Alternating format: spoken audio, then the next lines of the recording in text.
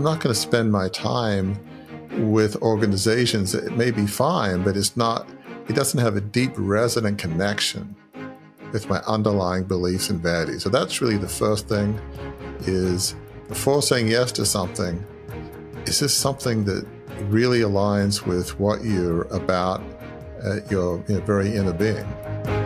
That's the first question you have to ask yourself. We discuss in our look at Warwick's latest blog at beyondthecrucible.com when you want to be more discerning about which opportunities you say yes to and which you don't. It's just one of 7 points we go through to help you make your greatest impact with your life of significance.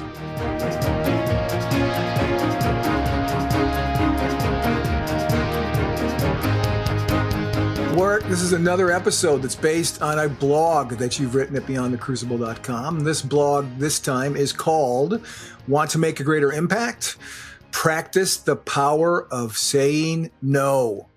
And there's an exclamation point in it, just so you can tell the emphasis, folks, that Warwick puts on this. So, and this was one that every month when you do a blog, we have a conversation about, what should the blog be about? And this was one that you were really passionate about. And dare I say, you simply could not say no to this subject. Is that fair?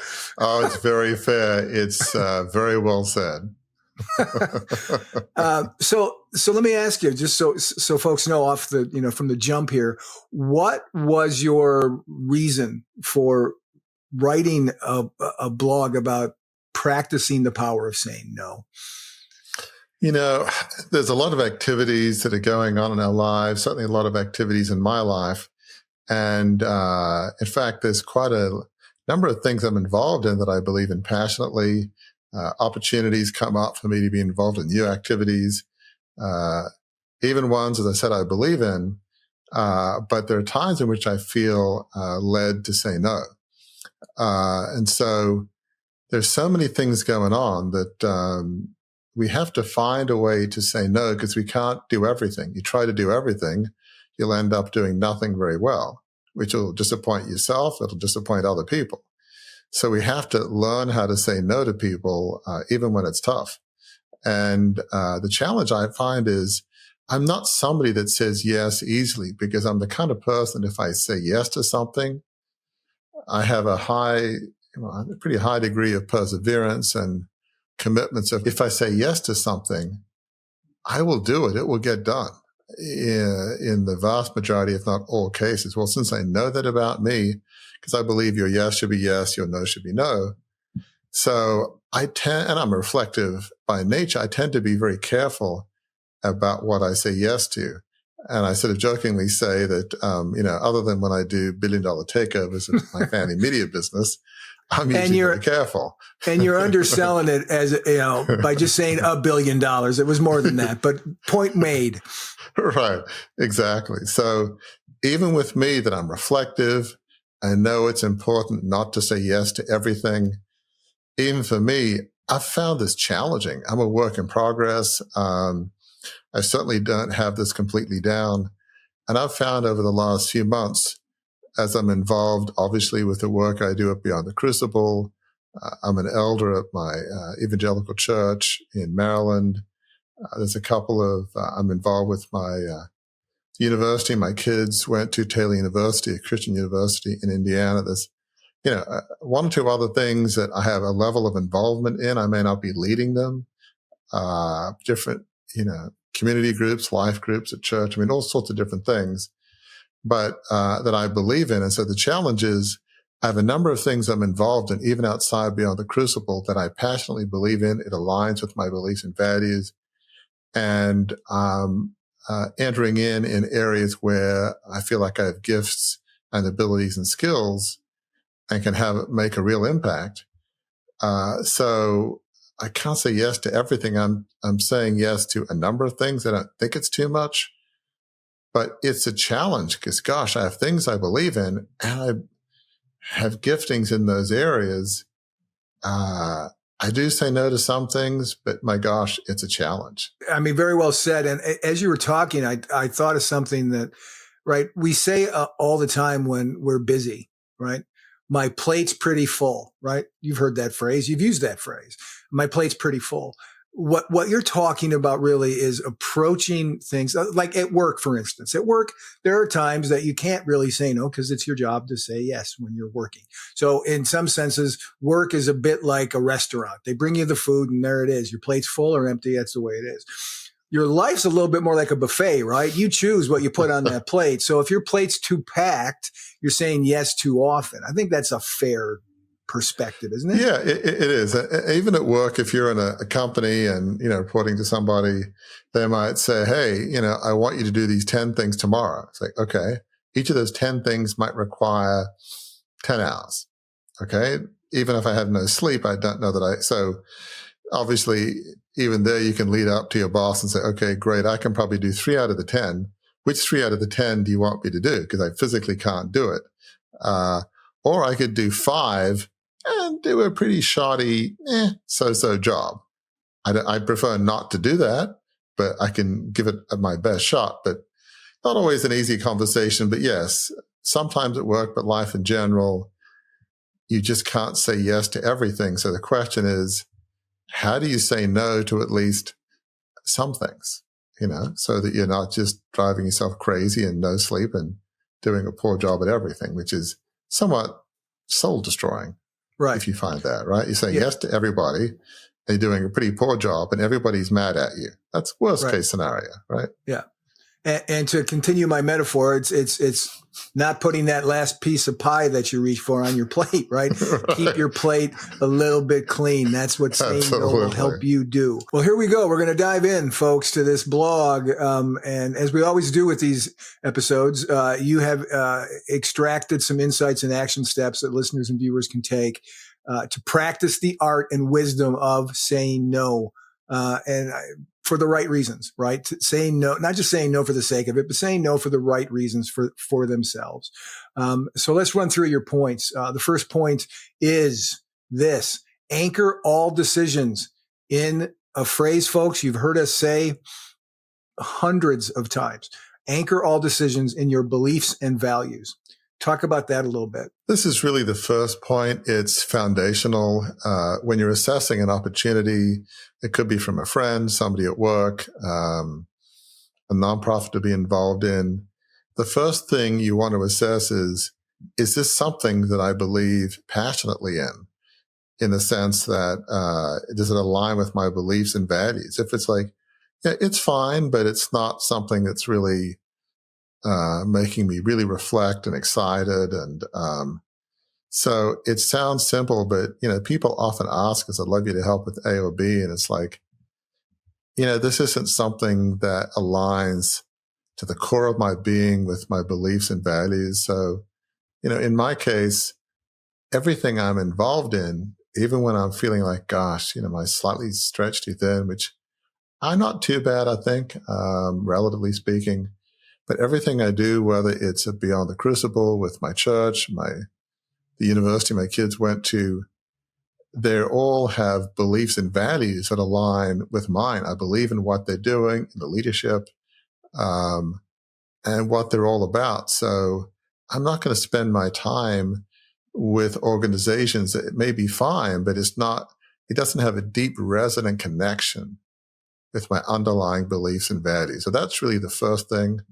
Is before saying yes to something, is this something that really aligns with what you're about, your very inner being?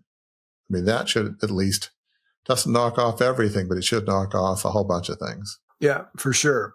And as I tend to do on these episodes of Warwick, I've pulled quotes on each of the 7 points.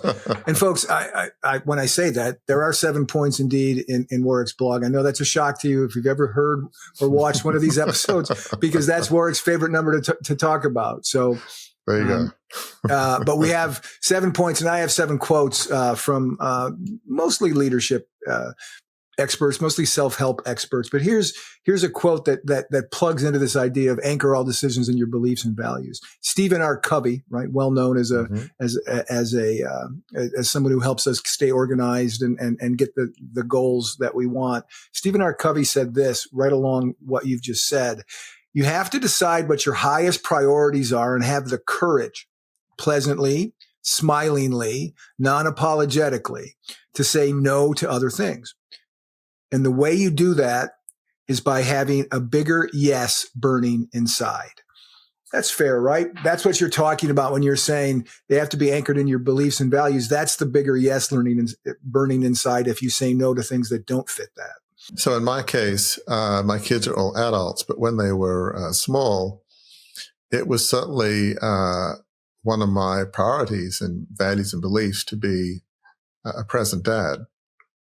And a lot of times you can have a parent that's traveling all over the place and the kids really don't see them too much. But so I made sure that whatever I did with work or vocationally, that I was going to be around for my kids' soccer games, tennis matches, dance recitals. And what's amazing is, we do cards at birthdays. And as I think I've mentioned to listeners, go around the table and just say what we admire about whoever birthday it is. And when it's mine, birthday, Father's Day, my kids will say to me pretty much every time in the card, as well as to me, that what they appreciated is that I was there for their soccer game, tennis game, dance recitals. So, that was a decision well made. And so did that mean I said no to things? Sure. But it was anchored in my beliefs and values that I wanted to be a present dad. I wanted to be there. Quality time is sort of overrated. I know everybody's in a different situation. Some people, they have to work 2 jobs and life is tough. So I get it. Not everybody has the luxury of being able to be on the sideline for your kid's soccer game, for instance. But, Right. For those that are, and, there are ways other ways you can find time, but yeah, you really got to live your beliefs and values. And that means saying no to some things, Right. So that's point number 1, folks. Point number 2 of the blog is this. The things you say yes to must relate to your purpose and the legacy you want to leave. You've talked about that quite a bit as we've gone through the 200 and almost 50 episodes of this show. But unpack a little bit why you wrote that in this blog. It's my belief that everything we do should be tied to some higher purpose, whether it's being around, spouse, kids, work, nonprofits that you volunteer with. It's all about, life is about our decisions and choices. And so as we look at the purpose and legacy we want to leave, the activities we're involved with, they're almost paint a painting, an impressionist painting, if you will, about what is this person's life about. And so everything we do should tie to the purpose and legacy that we want to leave. And so the opportunities that we say yes to should fit that. I think of my great-great-grandfather, John Fairfax, who started the family media business. And, we've talked about him in my book and in an earlier podcast. Well, everything he did really aligned with his purpose and legacy. He was a wonderful dad, wonderful husband. His employees loved him when he died. They said we've lost a kind and valued friend. He was an elder at his church. Pretty much every nonprofit in Sydney at the time either was started by him or funded by him. So everything he did related to his faith. Certainly his faith in Christ was a cornerstone of who he was, but every choice and decision he made aligned with the purpose and legacy that he wanted to live. It was a completely aligned life. It was just amazing. He blessed everybody that he was met and associated with. So that is a life in which it's very clear his life was 100% aligned to the purpose and legacy that he wanted to leave. I realize that's a high bar, but if we start thinking about, okay, is this activity aligned with my beliefs and values? Is this something, especially if you're going to spend a lot of time in it, does this really relate to my purpose and legacy?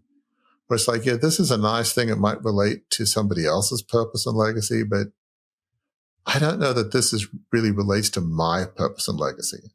Right. They could be the same activity that aligns to somebody else's purpose and legacy, but it really may not align to yours. It's not right or wrong, just more from my perspective, who God designed you to be, who, maybe what he or some higher power put on your heart. But you want to live your purpose and legacy one choice, one decision at a time. Every day is a chance to build towards that purpose and legacy. Right. And the quote I found that hits on that, it uses a word, and I think it's missing a word, so I'm going to add another word to it. The quote is, the difference between successful people and really successful people. I would add between successful people at living a life of significance and really successful people who living a life of significance is that really successful people living a life of significance say no to almost everything. That was said by Warren Buffett, who, knows a little bit about those kinds of things. But the idea there is it's not how many things can you say no to. It's limiting the number of things you say yes to the things that really align with, as you said, your purpose, your vision, and the legacy that you want to leave. It's so true. And when you say yes to the things that align with your purpose and legacy, it fills you with joy.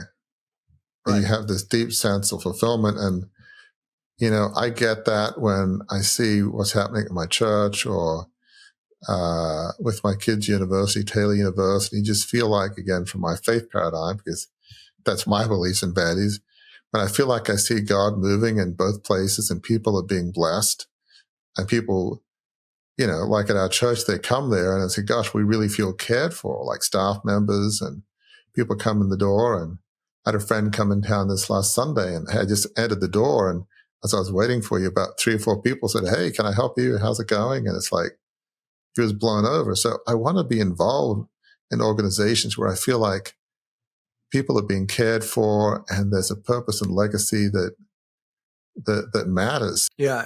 And we're talking here, folks, about, right, the title of the blog is Want to Make a Greater Impact, Practice the Power of Saying No. But what really we're talking about, right, Warwick, is what you say yes to, right?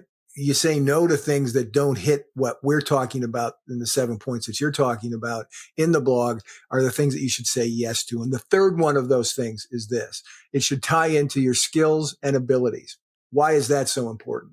It's an excellent question because you might find yourself, gosh, I believe in the mission of the organization. Yes, helping that organization could be part of my legacy. But maybe the skills and abilities that are needed, it's just not ones you have, And maybe that's obvious, but sometimes if a friend really asks you to help, you don't want to disappoint them. It's like, for me, I can put together IKEA furniture and all, but I'm not going to be building a deck without instructions, even with instructions. I'm not like a handyman kind of guy. So if somebody said, hey, we're going down to North Carolina, we're going to kind of rebuild some houses, and there's a bunch of people, and we're helping with, I don't know, Samaritan's Purse or just some aid organization. I mean, I have friends that do that, but they're handyman, they just know what they're doing. I applaud what they're doing. I believe in the organization. Obviously, I believe in what they're doing to help, North Carolina and the homes that have been devastated. But I don't have that kind of ability. I'd be in the way. I'd feel bad about myself, and I wouldn't be very helpful. And I'd probably, tie down other people as they're trying to help me figure out how to, put trusses and beams and whatever together. And, so it may be obvious, but sometimes it's not easy to say no to people who you care about. And it's like, hey, this will be so fun. And I'm thinking, yeah, not really, but not for me, but you care about the organization. Life is short. So you've got to be able to say no to things where it's like, this isn't really in the center of my giftedness in terms of my skills and abilities. You've got to be able to say no to that. These are all screens to help you narrow down the yeses and maybe increase the nos. Right. On this one in particular, it's got to be something, as you've said, that you have skills, you have abilities, because that unleashes not just talents, but also creativity. And one of the things, one of the quotes I pulled, again, I've pulled 2 quotes from really known motivational speakers, motivational leaders, and this one, well, doesn't fall into that category, but here's the quote. Freedom comes from when you learn to let go. Creation comes when you learn to say no, right? Being creative, being able to do those things come from when you learn to say no. And you know who said that, Warwick? I'm not going to make you guess. That was Madonna, the singer Madonna. There you go. Words to live by. Yeah, I mean, there is tremendous freedom in saying no. It requires discipline. It requires an ability to not worry overly about disappointing people. But yeah, when you say no to things, there's freedom because that allows you to say yes to things that you believe in. It just increases your joy and fulfillment. And yeah, it's having the freedom to say no is huge. Yeah, I mean, it's a great gift that you give yourself, right? You give yourself the gift of the freedom to say no. And as the first quote mentioned from Stephen Covey, do it nicely. Don't do it, meanly, but do it nicely and winsomely, and people will understand that. I think. Folks, we are 3 points through the blog. Want to make a greater impact? Practice the power of saying no! ! And the fourth point is this. Make sure you are passionate about the opportunity. We talk about passion on Beyond the Crucible all the time. It's one of the linchpins of what we encourage people to do when they've encountered crucibles and how you bounce back from them. So why is that idea of making sure you're passionate about an opportunity so critical to knowing what to say yes to and what you should say no to?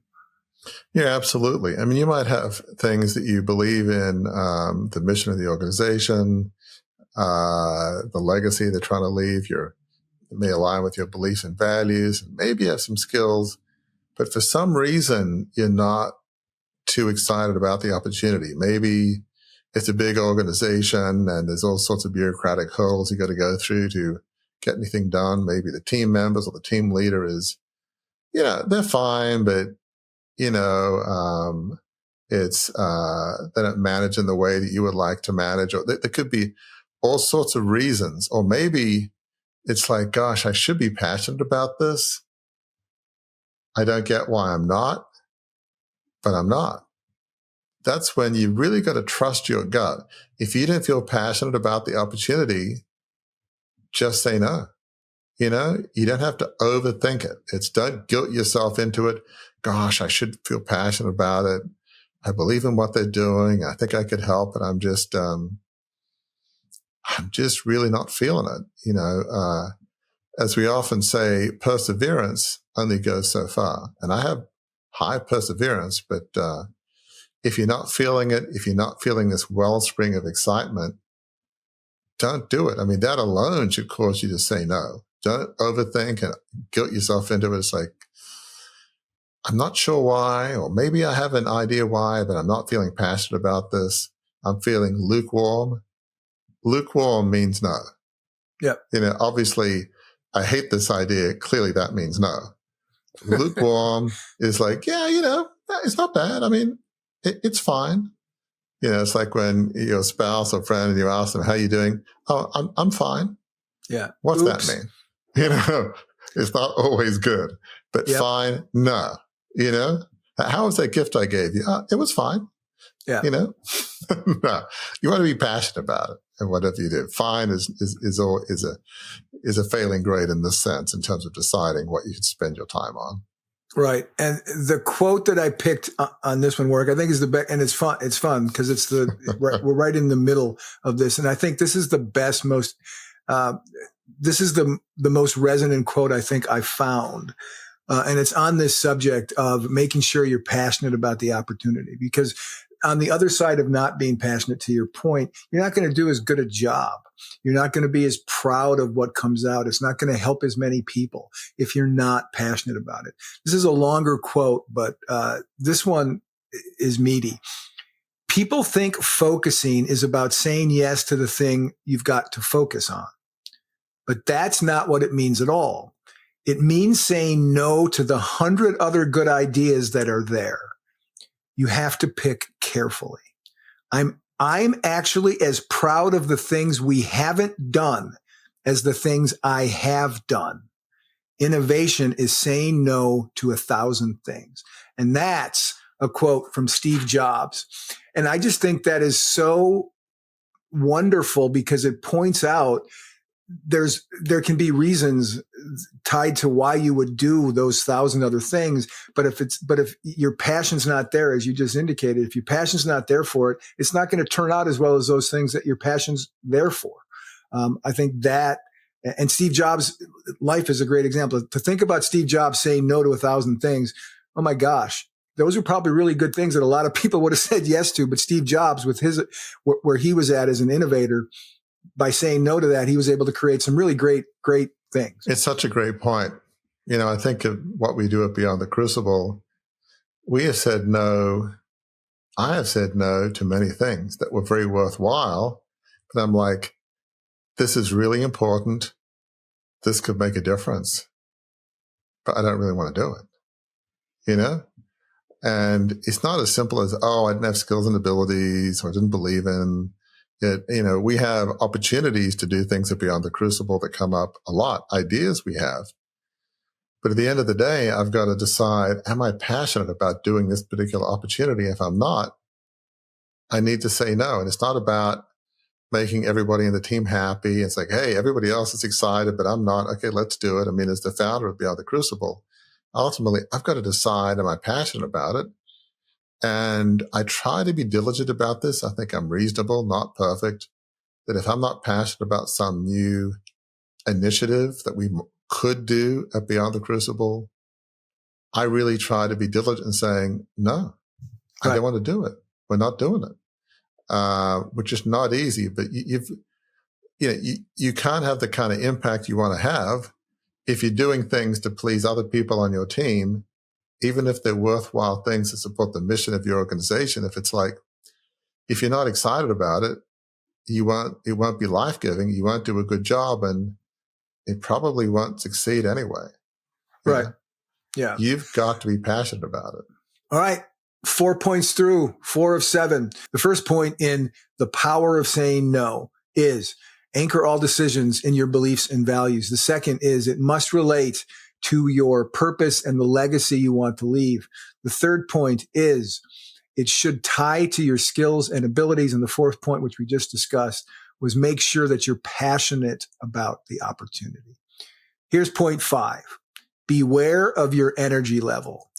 That sort of shifts the focus here from I'm good at this, I'm good at this, I'm good at that. Make sure that these are things that I'm good at, I have ability in, I have passion for. Now we're talking about something that maybe you don't have energy. Beware of your energy level. Why is that critical? We all have different energy levels, different capacities. Some people, they get up early, go to bed late. Yep, I can survive on 3 hours of sleep. I mean, I've heard people say that, which I don't quite understand, but some people are just high energy and they can just do so many things that many of us can't. So you got to know your capacity and energy level, and don't judge yourself if you don't match up to your friend or your coworker that's just like the Energizer Bunny. And it's like, they don't even need coffee or, energy drinks because they just energize the whole time. It's like, how do they do it? Is there ever a time when they're down and they just kind of slow down a bit? And for some, it's like, well, no. And that's good for them. But, if that's not you, which it won't be for most people, accept that. So basically what that means is you may not be able to say yes to as many things as your friend or coworker can. Right. They might be able to do, 30 things at once, and you can do maybe 15 or 17. And that's okay. It's not a competition, about who can be involved in the most activities, So it's about what you feel led to, about what's in line with your, beliefs and values, the legacy you want to leave, and you got to be passionate about the skills and abilities. But you've got to look at your energy level and just say, okay, I'm going to do what I'm going to do. I'm going to be me. And if that means I'm only involved in 1 or 2 things rather than 10 or 20, that's okay.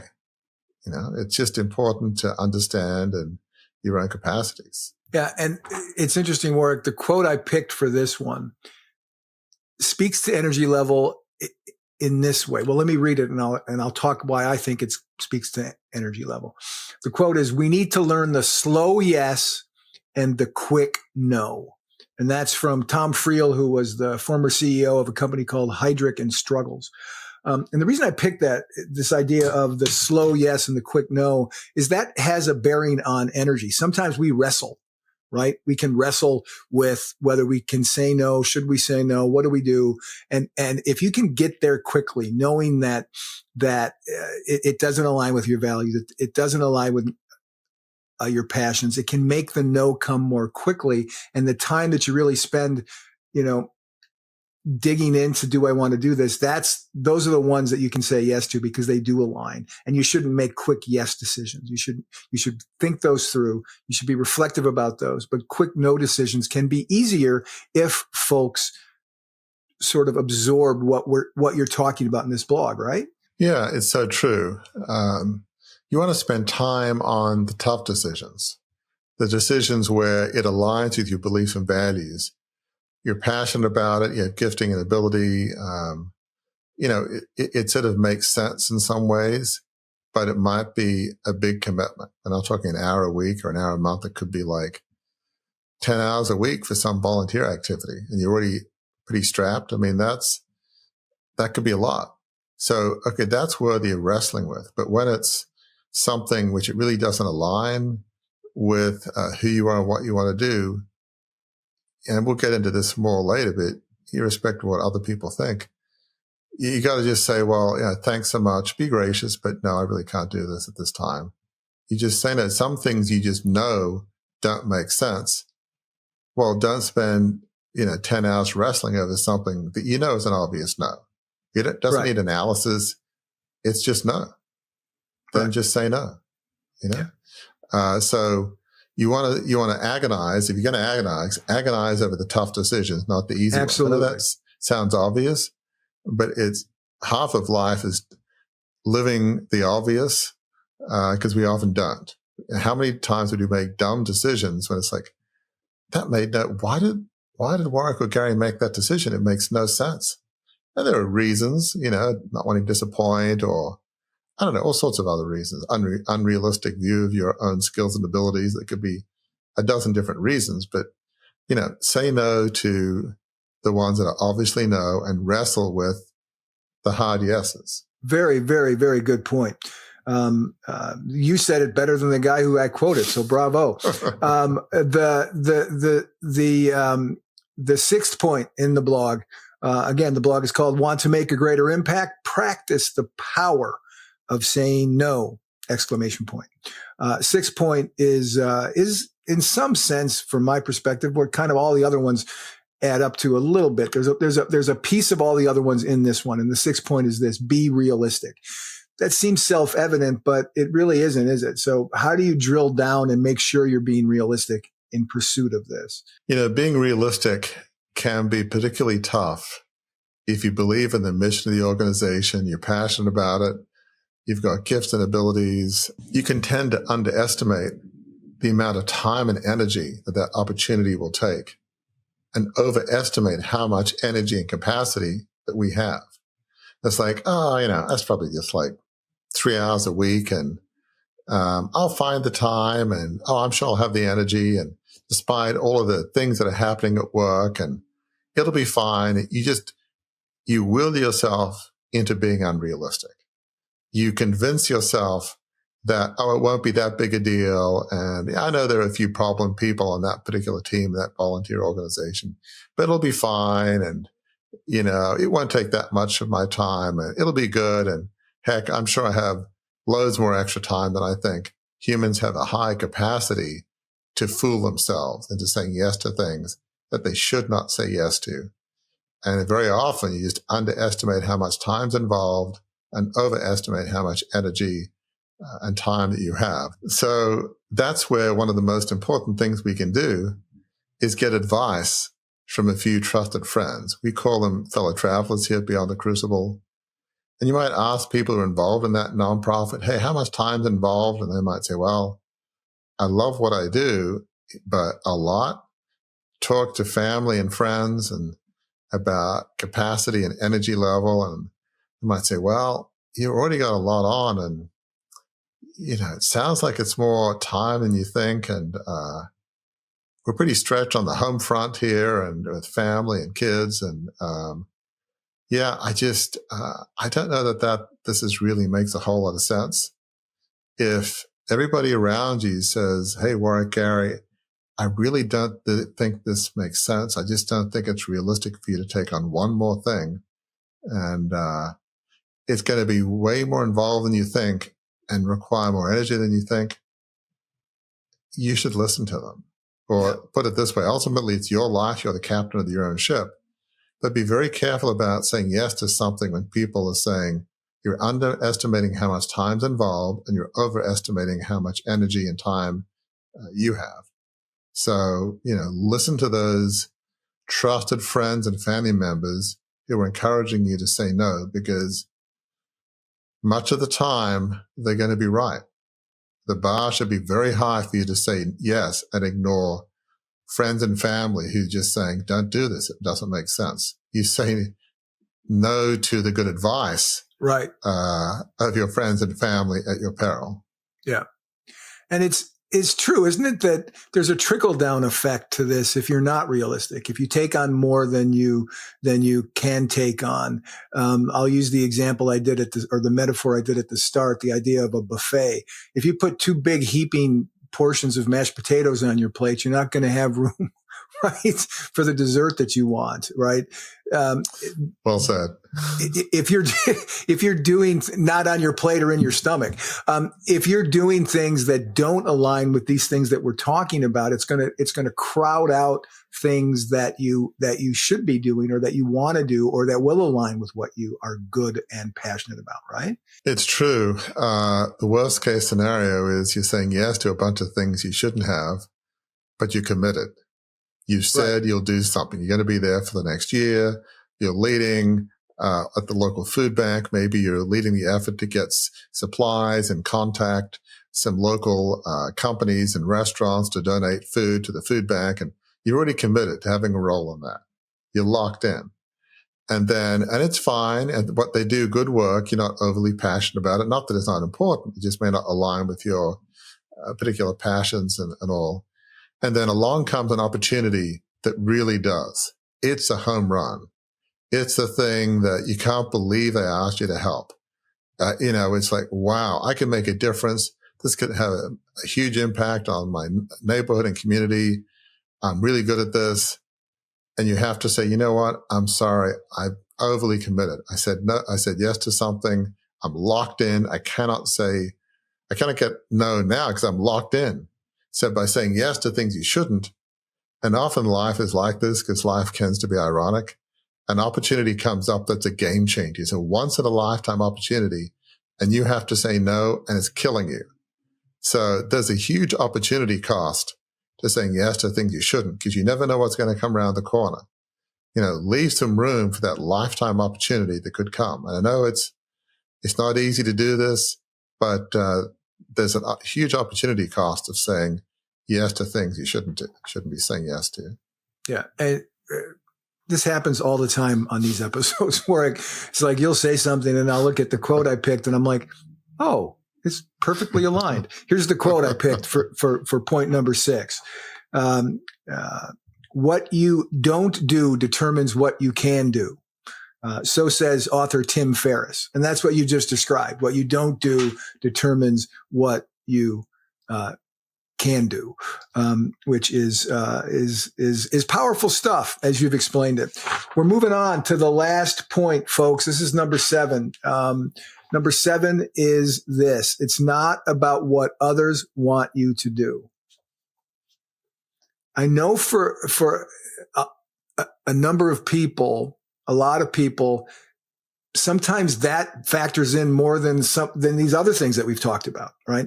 Well, my passion is not as important as Bobby thinks really needs help and wants me to help him. And I care about Bobby, so I'm going to help him. Or someone who you respect and who you trust says you should, hey, can you do this? Or you should do this. Or people say, if you don't, there's a lot of peer pressure. There's a lot of friend pressure. There's a lot of pressure in general, isn't there, on this idea of what you do and don't do. So talk about why it's so important to believe with all you have that it's not about what others want you to do. Yeah, this is really hard.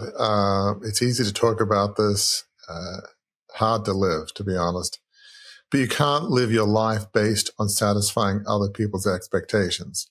It's often clearest for, when you're kind of starting out in life as a young adult, for instance, and mom or dad say, hey, I think you should really be a lawyer or stockbroker or whatever, and you just want to, make them happy, but you really don't want to do it. And that's a fairly clear-cut case. Even at work, there may be opportunities that your boss says, I'd love you to do A or B, and ultimately, you got to do what your boss says. But it can be, well, I can do this, but I don't know that this is the best use of my skills and abilities. I think there's other areas where I could make a greater impact for the organization.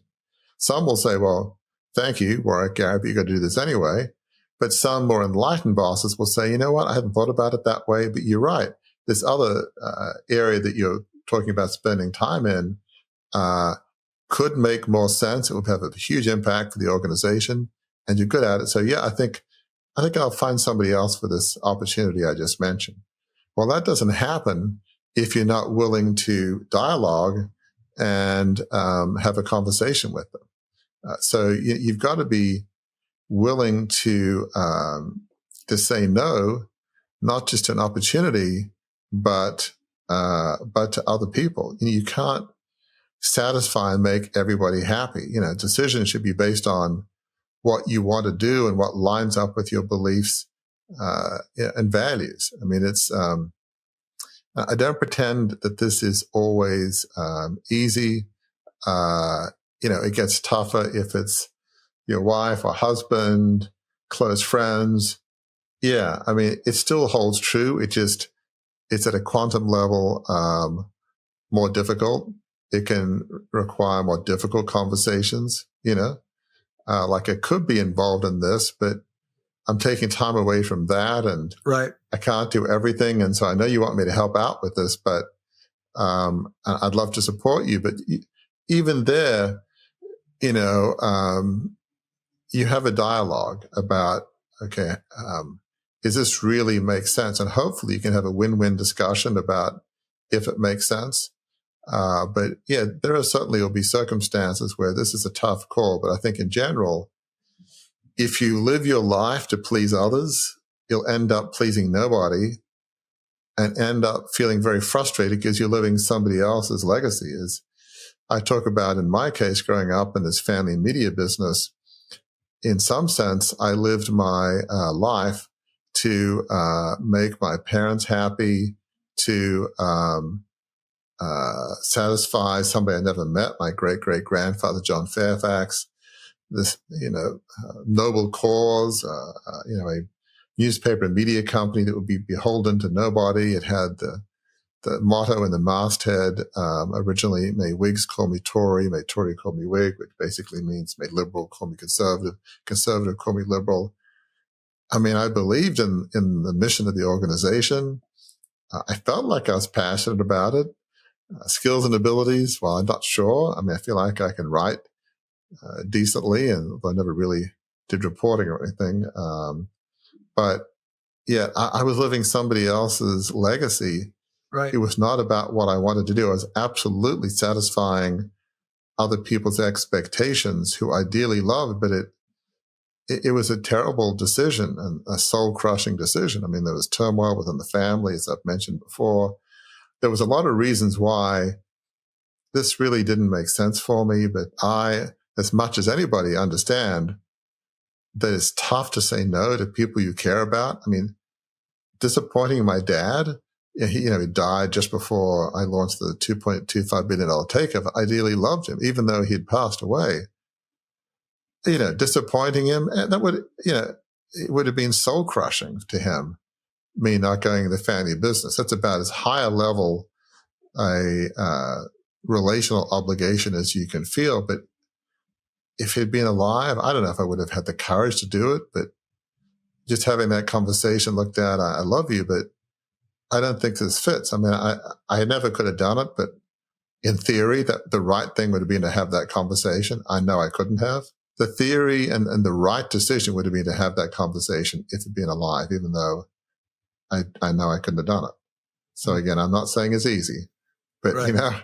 all we can do is say this is the best path, but it's not an easy path. Here's why we're talking about what we've been talking about, folks, at on a show called Beyond the Crucible. It deals with crucible experiences, those things that change the trajectory of your life, setback, failure, really, really difficult things that knock you off your feet, knock the wind out of your sails. I'm going to phrase all of these in a different way to make a point. So the first point is anchor all your decisions in your beliefs and values. But let's say you don't anchor your decisions in your beliefs and values. Let's say in point 2, it doesn't relate, what you decide to say yes to doesn't relate to your purpose and the legacy you want to leave. It doesn't tie into your skills and abilities. You're not making sure that you're passionate about the opportunity. You don't give much thought to your energy level. You're not thinking about being realistic. You're thinking, I got this. And you are really dialed into what others want you to do. I say them all that way because isn't it true, Warwick, if that's the way we go through life in making decisions on why we say yes to things and why we don't say no to things, don't all of those things, the way I've just phrased them, lead to crucibles? Absolutely. And it's such a profound point. I mean, that is a incisive way of putting it. It leads to a life of crucibles, a crucible life, if you will. It's one thing to have a crucible. It's another thing to say, my normal operating procedure is every day is a crucible. Because, every day I just make a new poor decision. I'm trying to make everybody happy. And I'm not worried about my energy level or my skills and abilities. I'm just people pleasing my way through life. That is a recipe for, rather than, it's a wonderful life, to quote that holiday movie, it's a miserable life. Right. Who wants to lead a miserable life where every day you just, it's just awful. And that's what happens at the extreme. So, you can live a life of joy and fulfillment or a miserable life. And, one of the things as I reflect on, you talked earlier about energy level. I know for me, as I've, worked and participated with organizations that I care about, I'm doing things that I passionately believe in and using my skills and abilities, it increases my energy level. And I don't think of myself as this high capacity, don't need much sleep, and I can do 85 things at once. I really don't. I'm a reflective advisor type. I'm not an Energizer Bunny person by any stretch of the imagination. But I found myself, as I think about recent months, my energy level rising because I'm doing things I believe in, I care about. I'm actually getting more done. My capacity is increasing in some strange way. I do try to be careful about what I'm saying yes to, but I'm not really feeling that overwhelmed. I'm feeling blessed. And so that is the weird thing, is as you do things you believe in, that about a legacy you want to lead, even for those of us that are normal people that, at least in my mind, I don't think of myself as a really high capacity, high energy person. Right. I find my energy level and capacity rising. And I've only just been reflecting about this in the last few days. It's a strange thing. It's like, wow, I'm feeling pretty energized. I'm feeling pretty high energy at the moment. It's like, wow, I feel like I'm able to take on challenges that maybe I normally wouldn't, and say, okay, great, let's breeze through it. Let's figure out a plan. Let's go. And it's a strange thing. Yeah. So doing this increases your energy level in some weird way. Right. You've done those things. You've not only avoided crucibles, but you've created non-crucibles, right? You've created joy and fulfillment and energy and all that in your life. Absolutely. And the reverse is true. The more you don't follow these 7 steps, your energy level will be a lot lower. Just getting one thing done will feel like, you're pushing a huge, big stone boulder up a hill. It's like the smallest little things will feel like impossible. So yes, try to please everybody and not living a life in light of your beliefs and values, it will significantly exponentially decrease your energy and capacity. I will wrap up because I've done quotes on everything. Here's a great quote to end all this conversation, Warwick. And this is from, I should probably know who Anna Taylor is. I don't. But Anna Taylor said this. Anna Taylor said, love yourself enough to set boundaries. Your time and energy are precious.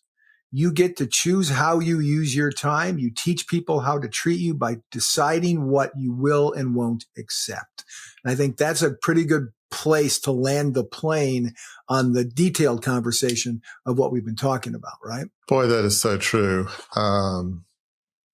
If you don't like yourself, some may almost hate themselves, you don't respect yourself, you don't think you have any worth, then you will tend to say yes to everything, be a people pleaser, won't even worry about skills and abilities, beliefs and values. You'll just say, I can't believe I feel worthless. I can't believe somebody asked me to help.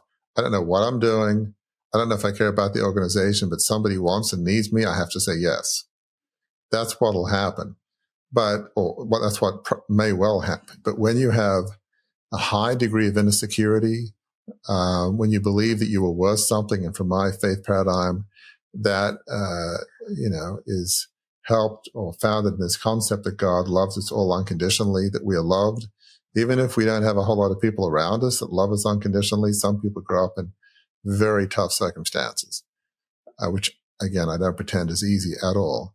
But when you have that deep inner security, that you feel that you are a worthwhile person, not perfect, but you're worthwhile. And to me, the foundation of that is just feeling that somehow a power that, believes in you, and you have your self-worth anchored in something beyond yourself.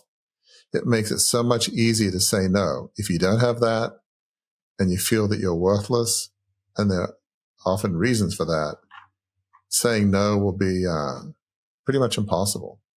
So it's such a good point. To be able to say no, you really got to believe you have some innate self-worth.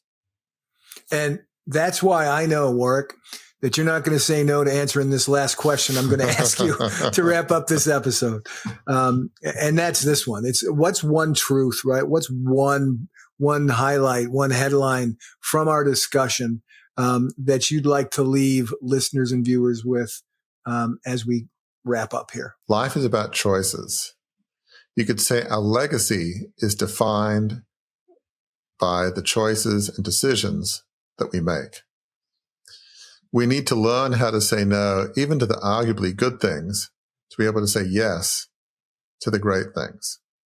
There may be several opportunities that align with our beliefs and values we have skills in. We've got to find a way to say no. We can't say yes to everything. And so when I think about a life well lived, we talked about my great-great-grandfather, John Fairfax.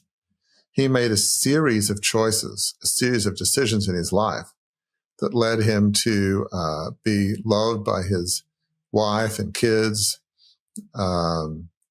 It led his employees to say, we've lost a kind and valued friend when he died, to be the equivalent of an elder at his church, to founding pretty much every nonprofit in Sydney, or certainly donating to them significantly. His life and his legacy was defined by his choices and decisions, and he made so many good ones. I'm sure there are some bad decisions he made. It's funny, there's a friend, Stuart Johnson, who's finishing a book. He's a person of faith finishing a book about John Fairfax. And as a biographer and a historian, he's trying to find, okay, there's got to be some areas where John Fairfax made some bad choices and bad decisions. And he's looking, right, almost like a journalist. You're kind of looking for a whole picture. He's dug through every archive. He can't find any. At least he can't find any meaningfully bad choices and decisions. So all he can write is the truth, the facts. And they paint a picture of somebody that, led a life well lived. So I think the other thing is we've talked about how saying no is not easy. And it's the next level of difficulty when the mission of the organization that's made an offer to you to be involved in some fashion, often like a nonprofit or something you can do on the side for friends and family when you believe in what the mission of the organization is. It ties to your beliefs and value. It's part of your legacy, perhaps. You have skills and abilities. You get right through down the line. Ultimately, for me, I pray, certainly in all big decisions, for the Lord's guidance. I'll say, look, I don't have to have peace about it. That's not important to me. What's important to me is God's peace.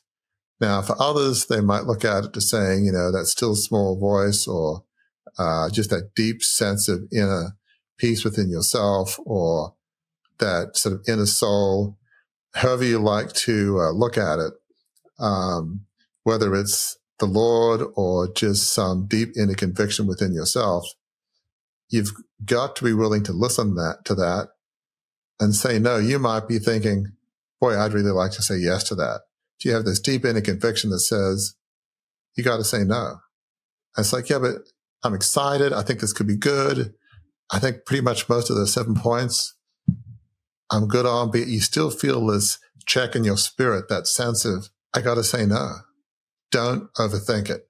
When you have this deep inner conviction, whether you think it's from the Lord or whatever your spiritual paradigm is, you have that deep sense, I've got to say no, just say no.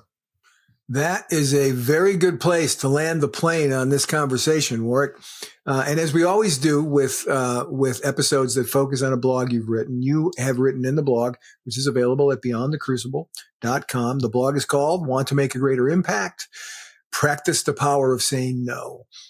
You always have at the end of that blog, of your blogs, some points of reflection. So folks, I want you to listen to these and truly reflect on them. The first one, pare back your activities. Resolve to say no to the good so that only the great opportunities are left. That's point one of reflection.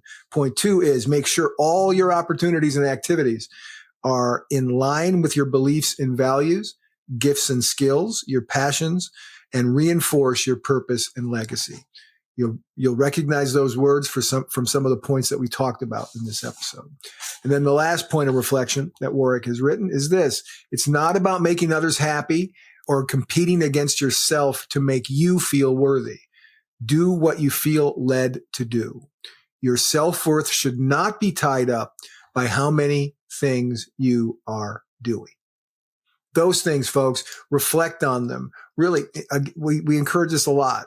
Start writing them down, write them out, think them through. Don't just think about them today for a couple of minutes. Continue to gin this up in your heart as you're going through it, because it will lead you to a place that's not what we described as Warwick said, like a lifetime of crucibles if you ignore these things. So reflect on them.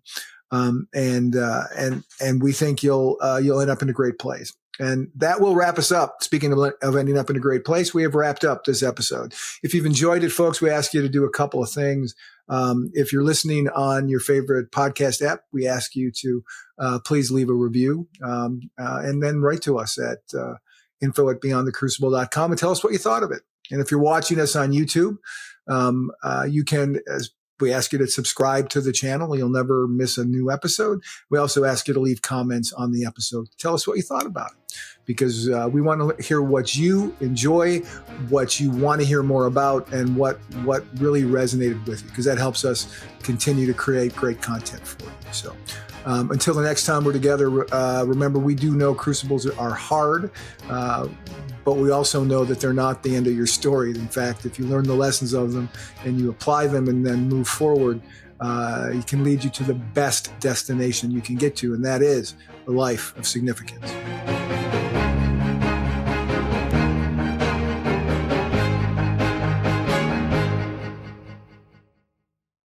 Welcome to a journey of transformation with the Beyond the Crucible assessment. Unlike any other, this tool is designed to guide you from adversity to achievement. As you answer a few insightful questions, you won't just find a label like the helper or the individualist. Instead, you'll uncover your unique position in the journey of resilience. This assessment reveals where you stand today, the direction you should aim for, and crucially, the steps to get there. It's more than an assessment. It's a roadmap to a life of significance. Ready? Visit beyondthecrucible.com. Take the free assessment and start charting your course to a life of significance today.